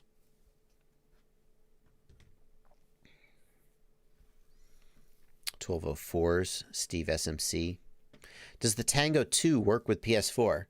Juicy Burger, the Tango 2 and all OpenTX radios can act as a standard computer joystick. So if any, is it 2.5? I'm sorry, Cheetah, you're right. I said 3-inch. It's 2.5-inch. My bad. Yeah, it can work. I just like, I'm like 3-inch. Yeah, it's fine. This thing, probably about 3 inches. This thing, oh no, that's a 5-inch. See, just shorthand. Ciati thinks 1306 is even better. At what point have you, I mean, 1306 for a 2.5-inch prop? Yeesh. Is that really? That's a big freaking motor.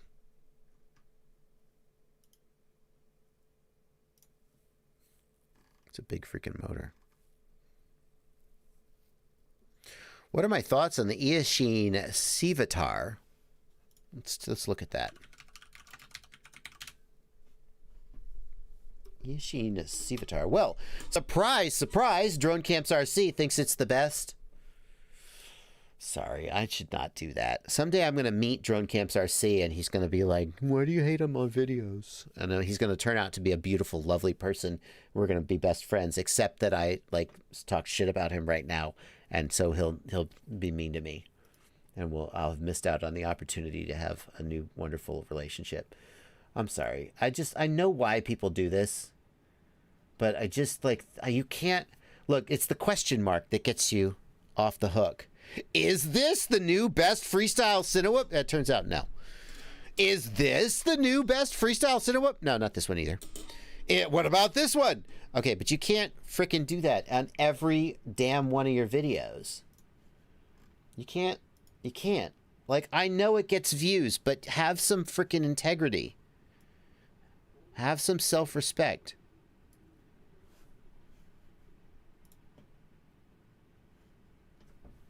Okay, look, not everyone. I see, I'm exaggerating. Radio of the Year! I actually think it might be the Radio of the Year. That's a good one. You know what? Oh, no, Quad of the Year. This one's the Quad of the Year. But it actually doesn't do it as much as I thought. I thought we were going to come here and like every freaking one was going to be kind of... It's actually not as bad as I thought it was. Weird, but amazing. He's got so many freaking subs. It obviously works. His thumbnails are really good. His thumbnails are really good. All right, I take it back. The lipo charger of the future. Is it? The last lipo charger I'll ever have to buy, except for this one. Anyway. Ishin Sivatar was what we were talking about. What do I think of the Ishin Sivatar? What do you think about Gropner radios? I think they don't run OpenTX and they don't work with Crossfire, so they're dead to me. This looks a lot like the Flywoo Chaser. So we do have plastic ducts. Like, what stands out about this? I love the vertical. This was originally done by Andy Shen on the Shendrone Squirt.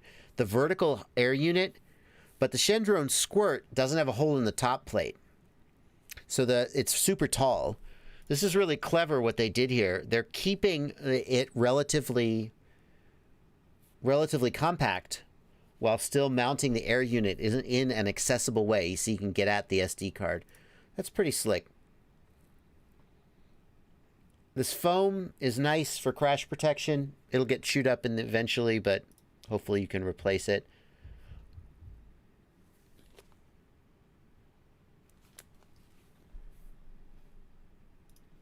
Hang on one second.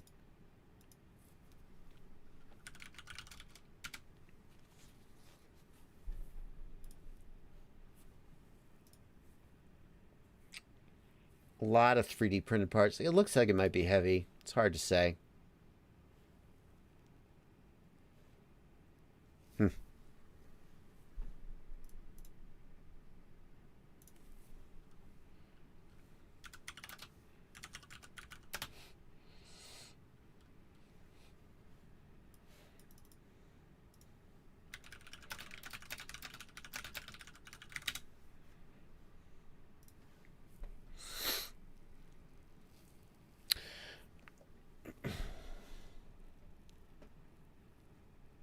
I don't know. I have to fly it, I guess.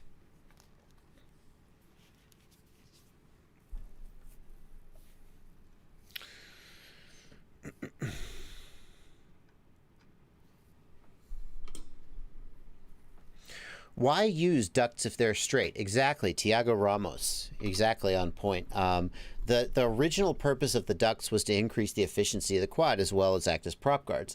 These things are not really functional ducts. They're just prop guards. Anytime you have more than like, it's like a fraction of a millimeter.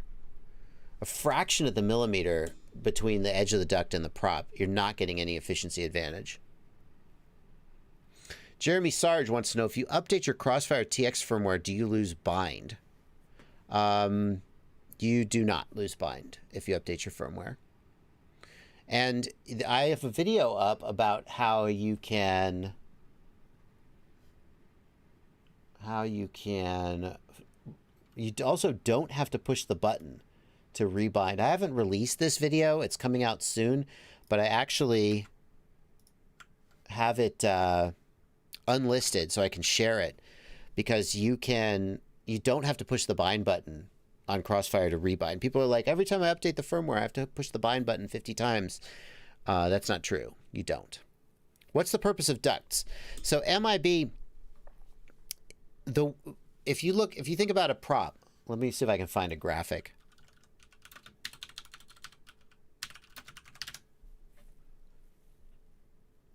Let me see if I can find a graphic that demonstrates this. Perfect. So if you think about the airflow, let me see if I can get a bigger version. No, I guess not.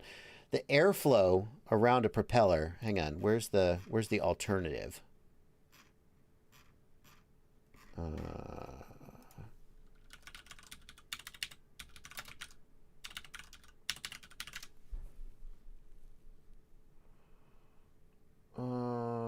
Where is a good graphic to show what the airflow is normally like around a prop?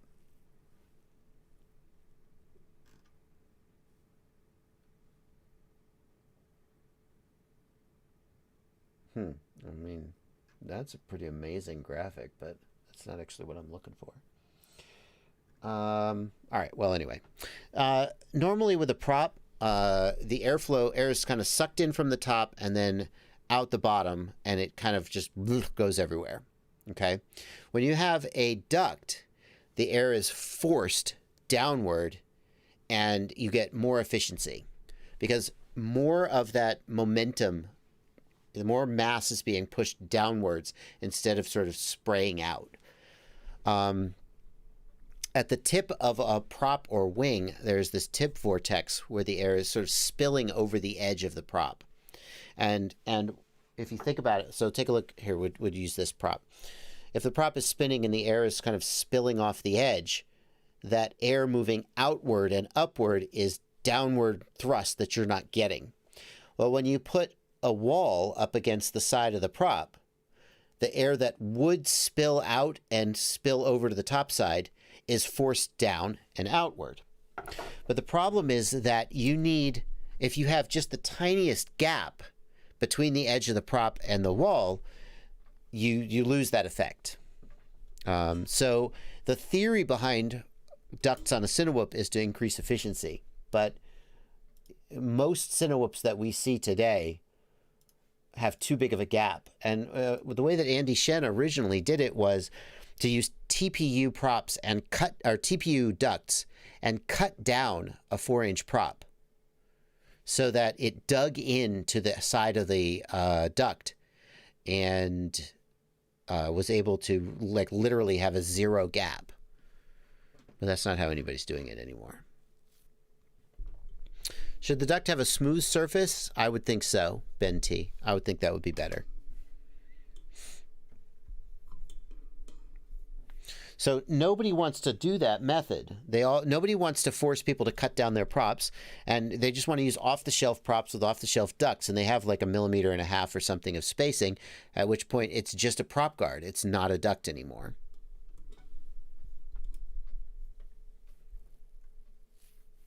It's a good point. David Moran.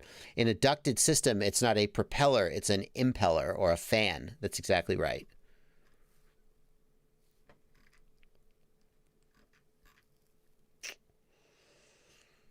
All righty.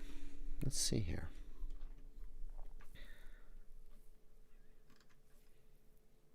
What do you think about lithium-ion cells in the FPV quad community? Asks Edgar Poe. So the big disadvantage of lithium-ion cells is their discharge capacity. If you need lots of amps, lithium-ion cells aren't the right choice for you. Even high discharge lithium-ion cells top out somewhere between maybe 30 to 60 amps. Like you can find cells that can do 60 amps for like vapors, but I'm not even sure they're meant to do that for very long. I feel like, and tell me if I'm wrong here in the chat, if you're an expert on this topic, tell me if I'm wrong and I'll update my opinion. I feel like somewhere around 30 amps is the most you can really ask of most 18650 cells and get good results. So if you build a 4S1P 3000 milliamp hour pack, you're going to be pulling 20 or 30 amps. And if if you are below that, then you can get really great flight times, because lithium ion cells can go down to 2.5 volts, not just 3.0 volts. They'll hold voltage down to about 3.0 volts. And then somewhere between 3.0 and 2.5, they'll start to sag out. But you can get much longer flight times because you don't have to stop at 3.5 or 3.3. You can go all the way down to 3.0. Pavel Spakowski says 10 to 15 amps is a practical limit without huge voltage sag. So when you look at like these little 4 inches that can fly on 8 or 12 amps maybe, you can stick lithium ions on this and get great flight times. But they're heavy. That's the problem. If you want to do lithium ions for a bigger quad like this, you're going to be doing like a 4S 2P. You're going to be building parallel, and that's going to get you 20 to 30 amps or so. But you may as well just put a LiPo on it at that point. Building the cells is 21700 packs up to 45 amps. So let's think about it, MK. A 21700, let's do the math here.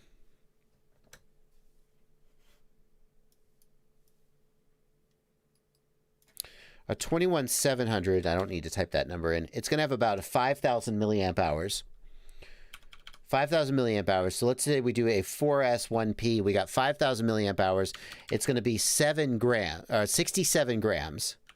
67 times 4.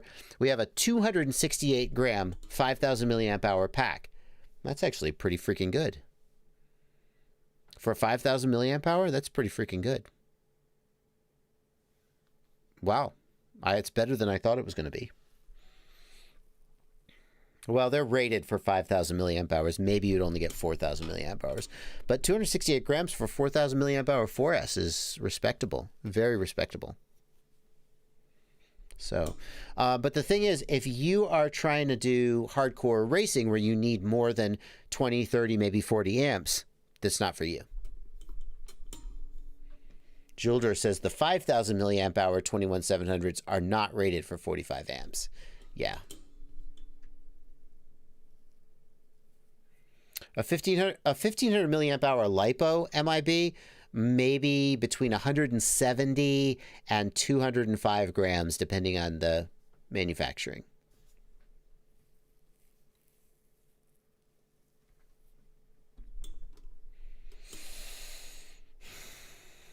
Private Island FPV, thank you for $5 in the super chat. Great SDA SCL pads on the F7. Can I add a barometer? If Betaflight supports an I2C barometer, then my flight controller can do it.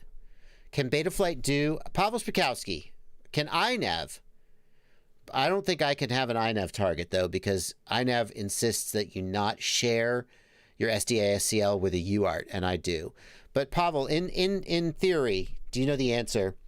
Can you add an I2C barometer and compass at the same time? Or is it really needed to have a barometer built in? But nobody is more qualified to answer that question than Mr. iNav himself, Pavel Spakowski. I wouldn't ask him what Betaflight does because he's an iNav dev. It would be rude. The real answer would be, if you want to run iNav on my flight controller, we would need to put a barometer on board, and we would need to redesign it so the I2C was not shared with the UART. Aiden, the prop master, says, how do you diagnose an issue with your drone? That is a very open-ended question. Let me give you an open-ended answer. Process of elimination.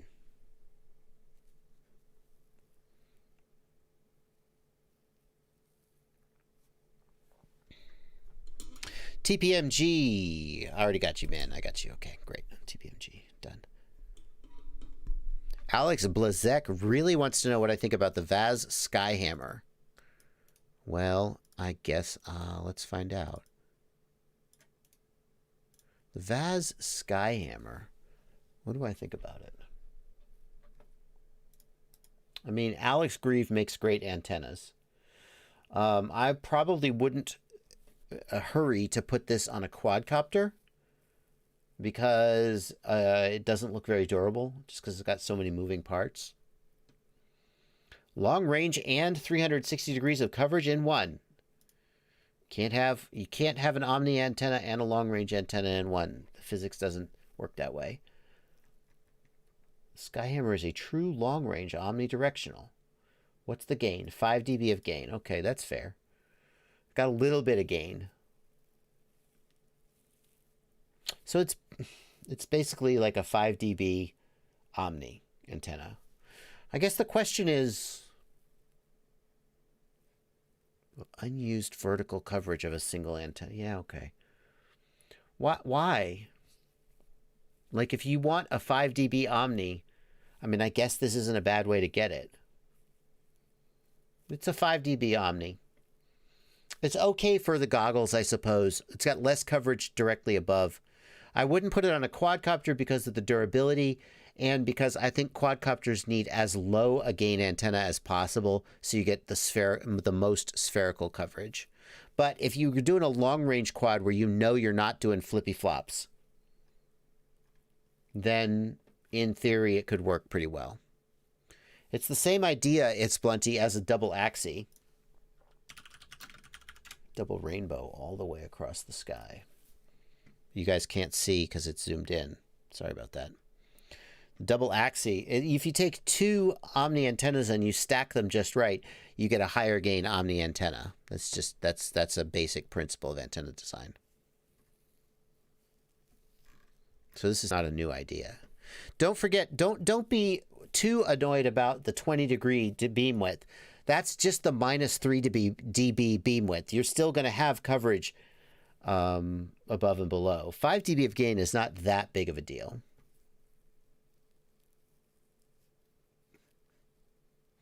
Andreas Dalsa, I have a diatone Roma coming for review. Looks very interesting. Coelho FPV, thank you for $5. Any ideas on getting DFU mode to work on Win 10 Pro on a new laptop? The Betaflight interface works normally, just can't do bootloader or DFU mode. Savage Bee. Ouch. Coelho, of course, do the Impulse RC driver fixer. You may also have an issue with the OSD. I'm not sure about that. It's Blunty. Can the OSD on the Savage Bee prevent you from going into DFU mode?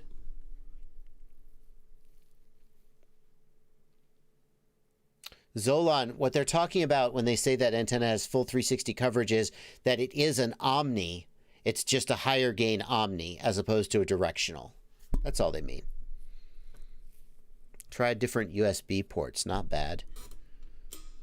Swap data cables. They're a pain. Yeah, but if he can connect to Betaflight, then he should be able to do DFU as well. He says he did driver fixer. Big Data Pimp says, my PC only works for DFU on one specific USB port. Does Betaflight support the Pixel OSD, Jeremy Sarge? I think it does. It's Blunty. Thank you for the suggestion. Coelho, hold down the bootloader button, plug in the battery. That puts it into DFU mode. Then plug in USB and run Impulse RC driver fixer. You need to have the battery plugged in before you plug in USB on a newbie drone. What a pain in the butt, but thank you, it's Blunty, for straightening it out. Again, I owe It's Blunty a $5 super chat. FP Vince, thank you for $5. I can't seem to get my VBAT in OSD upon arming in Betaflight. It's there when I disarm, it's just not there in flight. Is your whole OSD disappearing when you arm, FP Vince? Electrical noise from the motors can cause that to happen, in which case you would need to solve that problem. So I guess my question is your whole OSD disappearing or just VBAT? Does anybody make decent face foam for the EV200D? Cyclimbo wants to know. Does anybody make any aftermarket foam for the EV200D? Maybe you could get some Fat Shark foam or some DJI foam to work.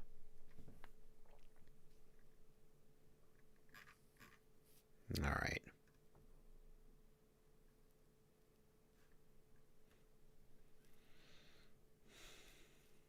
All right. What size batteries am I running on my Acrobrat? 850 4S, up to a 1300 4S, depending on the mission. For a more acrobatic mission, an 850 4S with a GoPro is acceptable. A 1300 with a GoPro is pretty chonky, but good for longer cruising flights. And you could just do the math to convert that to 6S. Just divide by 2/3 to convert to 6S.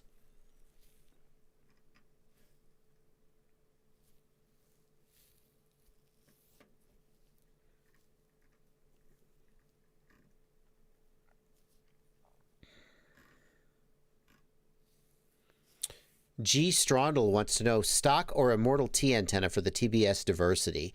I like the Immortal T, but I don't like the diversity receiver because mounting 2 antennas is kind of a pain, and I don't think the advantage is worth it from the distances most of us are going.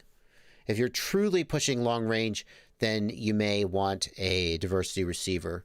But for typical use, nah. I think that the regular Nano is more than enough. What's the Spironet LZR Mini like when flying behind you, Dean APF? Dean, there's a definite reduction in range when flying behind you with the LZR Mini. I do like it though. I've had the LZR Mini on my HDO2s pretty much exclusively for about a month, and I haven't had a situation come up where I was like, oh, I got to get this other antenna on here. So take that for what it's worth.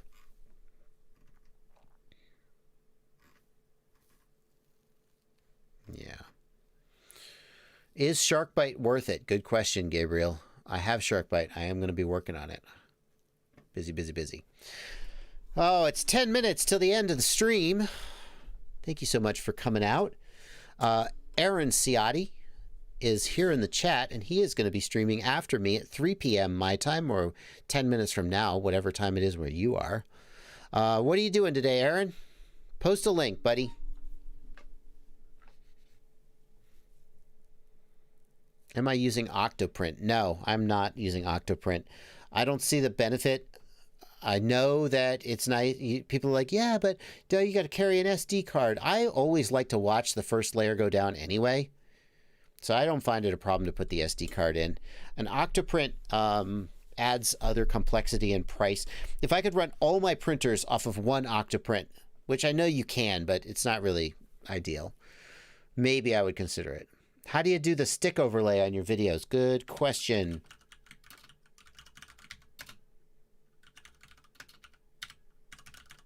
Let me see if I can find you a link to this, my friend. This guy, Bastian Sonderman, made this utility, which exports the sticks from Blackbox, and it's quite good.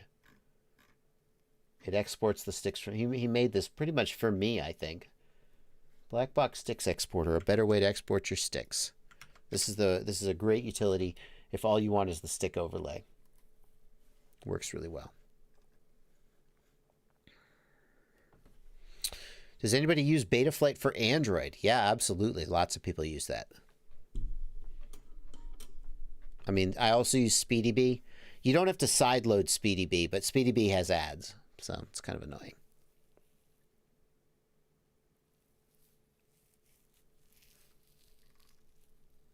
Black Turbine, thank you for 25 HRK. I am making a fixed voltage plug-and-play gas generator for a 5-inch quadcopter. What kind of power in watts would be good for freestyle? I'd say around... I see as much as like 3 kilowatts. I'd say... I feel like when I've done tests before, as much as like 3 kilowatts for a 5-inch. So that should get you in the ballpark.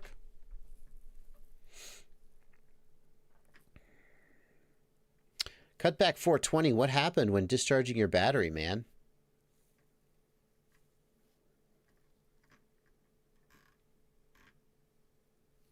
I didn't see. Is it normal that my OSD breaks up before the video signal? No, I don't think so, Plago Live. That's pretty weird. Fluoroxethine says the Beta 95X motors are too small. It's obvious. Why is it obvious, Fluoroxethine? Why do you say that? Give me your perspective. Is the best goggle antenna the Vaz Ion Pro? I do think the Vaz Ion Pro is a very, very good goggle antenna for omnidirectional use. It's one of my favorites. I had it on my goggles for a long time before I put the LCR Mini on there. I do think it's a very good goggle antenna. Let's see here. Oh. Demetris Netsikas says, if I build the Impulse RC Apex, should I be able to go for 2 or 3 kilometers? I already have the QX7. With Crossfire, getting 2 to 3 kilometers out should be no problem. With DJI, you would definitely want high gain antennas on the goggles to try and get 2 or 3 kilometers. And even then, it might be a little challenging. But the DJI system should be able to do a couple kilometers with high gain antennas. I think you should be able to do it, but work your way up to that distance. Don't just go and fail safe and fall on the ground. If I was going to go out 2 or 3 kilometers, I would probably want GPS rescue on the quad. A day at the range, thanks for $5. When you use 2 batteries that are 4S, do they both need to be 5,000 milliamp hours? In parallel, the batteries do not need to have the same milliamp hours, especially because the difference is only 5,000 and 5,200. In parallel, the batteries can have different milliamp hours. In series, the batteries would need to have the same milliamp hours. So since you're talking about parallel, most likely, you can mix 5,000 and 5,200, no problem. How do you download Betaflight on Android? You got to sideload it. You got to sideload it. Here is a great video from... who is this? This is Albert Kim? Yeah, it's Albert Kim. Let's just let Mr. Albert Kim give us the answer. There you go. Rusty Alfred, thanks for a $10 super chat. I'm a pre-noob at best. I've been binging on your vids. Yes. Thank you for your effort and the information. Lerndt Bernick, there's your answer, my friend. Lennart Bernick. There you go, my friend. All right, guys. Ciati is posting a link to his stream. Ciati will be streaming after me. Will DJI up the resolution with the goggles and air unit in the future? Thomas Venata. Hard to know, Thomas. I wouldn't have guessed that they would go from 25 to 50 megabits per second. If they could double the bit rate, then theoretically they could double the resolution. And I don't know, maybe. Will they do it? Who knows what they will do in the future. But the takeaway is that the hardware they delivered had a lot of room to stretch its legs. And at this point, who knows, man. Ciati is going to be doing Velocidrone Combat Mode. Velocidrone Combat Mode is a first-person shooter that you do with drones, basically. So he'll be playing Velocidrone Combat, coming on in just about 3 minutes. He's posting a link to his stream. Is DJI going to get banned? Interesting question. Don't know about that. Sir Clean FPV can't get RSSI to work with the XM Plus. It always stays at 49. The first thing you need to do, Sir Clean FPV, is there is a special firmware that you need to flash to the XM Plus that will cause it to output RSSI as AUX 8 or AUX 12. That is the first thing you need to do. If you don't do that, it's not going to work. So you should see in the receiver tab that your AUX channel is going up and down. Like if you put your hand over the antenna, the AUX channel drops down. Then just look at what AUX channel is carrying the RSSI, and then just set that in the receiver tab. So, all right, folks. Oh, Black Turbine says, "Oh, good. I was expecting 5 to 7 kilowatts. Thank you for your advice. Thank you for your 25 HRK." That's going to do it, guys, for the stream. I'm gonna check out here. I will be on the Discord playing Among Us for a little bit in just a couple minutes.